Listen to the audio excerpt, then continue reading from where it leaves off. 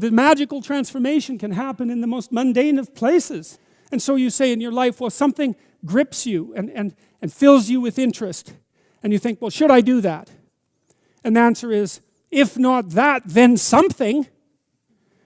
What if it's a mistake? It's a mistake. Rest assured. What do you know? You're going to stumble around, right? And what's going to happen is this. You're going to not stay in stasis. You're not going to wander around in circles. And I see people like that. They said, well, I never knew what to do, and now I'm 40. It's like, that's not so good. That's not so good. And you might say, well, and there is a literature, too, that suggests that people are a lot more unhappy when they look back on their lives about the things they didn't do than they are about the mistakes they made while they were doing things. And so that's really worth thinking about, too, because there's redemptive mistakes. And a redemptive mistake would be a mistake that you make when you go out and try to do something. You know, you think, okay, I'm going to try to do this. When you're not good at it, you make a bunch of mistakes. It's like, well, what's the consequence if you pay attention? Is you're not quite so stupid anymore. That's the thing, is you've been informed by the results of your errors. And so what happens is you follow the beacon, you follow the light. And you're blind, so you don't know where the light is. It's dimly apprehended only, and you're afraid to follow it. But you decide to take some stumbling steps towards it. And as you take stumbling steps towards it, you become illuminated and enlightened and informed because of the nature of your experience, because you're pushing yourself beyond where you are, and you're going into the country that you have not yet been in, and you learn something. And so what happens then is the star moves. You move 10 feet towards it, and you think, no, that's not right. I didn't get it right. It isn't there. It's actually there. And so then you see it somewhere else, and you shift yourself slightly, and you move forward, and that's what happens. The infinite and the finite coexist, and most of the time we're in the place of the finite, but that doesn't mean that the place of the infinite doesn't exist. It just means that we can't get access to it. We just get intimations of it from time to time. You know, when things are going perfectly well for you, on those rare occasions where everything comes together, for the brief moment you inhabit that divine place and you have some sense of what your life could be like if you organized it from the smallest element to the largest element. And that's a place that you can inhabit, if not forever, in a manner that at least felt like forever. How do we know that Mother Nature's attitude towards you isn't negative because your attitude towards things isn't proper? If you aim properly, then nature aligns itself behind you.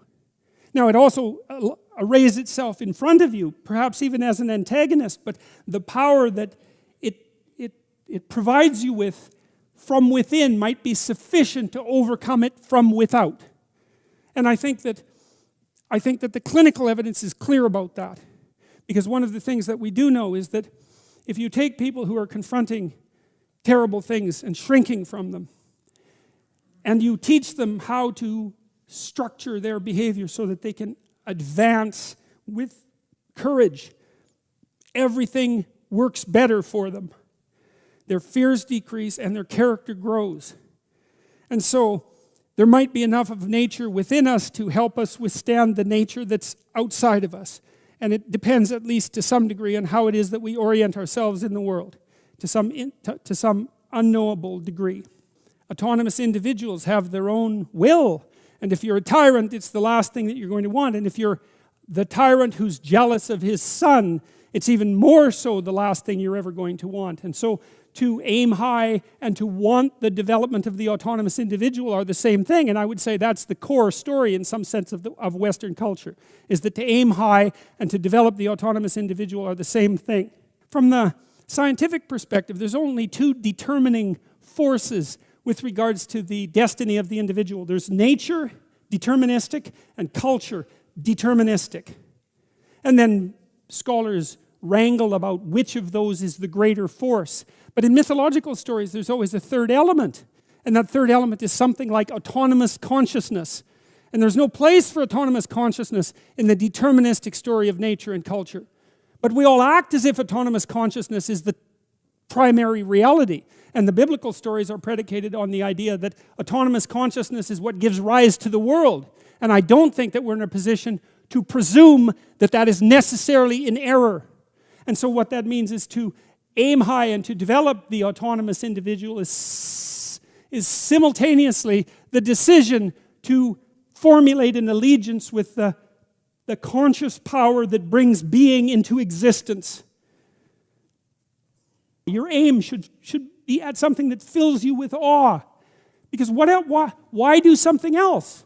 Well, perhaps because it's easy, and perhaps because it's malevolent, and all of those things. But those are no answer to the problems that beset you. They just make things worse, and that's clear.